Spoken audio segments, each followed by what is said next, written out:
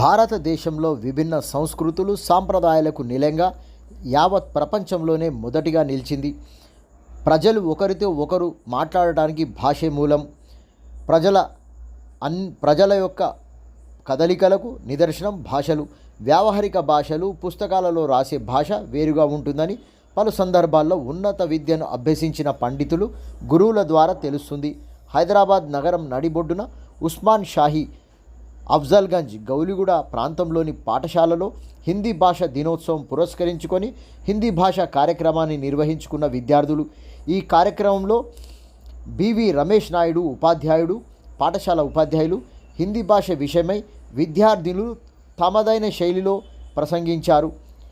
పాఠశాల ఉపాధ్యాయులతో పాటు ఇమ్లిబన్ పార్కు వాకర్స్ అసోసియేషన్ సభ్యులు రమేష్ యాదవ్, మహిళా సభ్యులు వినేయత, విజయలక్ష్మి, మమతా సింగ్, ఖుష్బూ గుప్తా, గీతా చౌదరి మరియు ఉపాధ్యాయురాళ్ళు సునీత, ప్రియా, ప్రియాంక రాజ్, ఛాత్రే, స్వస్తిక, పూనం, రాహుల్ తదితరులు పాల్గొన్నటువంటి సందర్భం పాఠశాలలో కనిపించింది.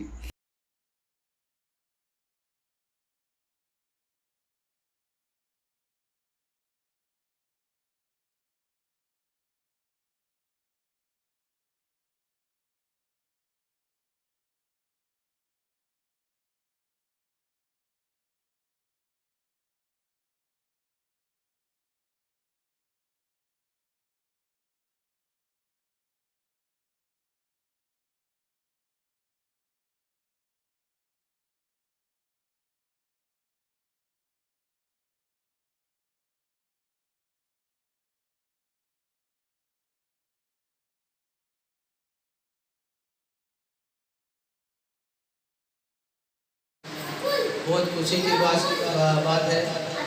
अपन हिंदी दिवस स्कूल में मना रहे हैं, श्री साई हाई स्कूल में।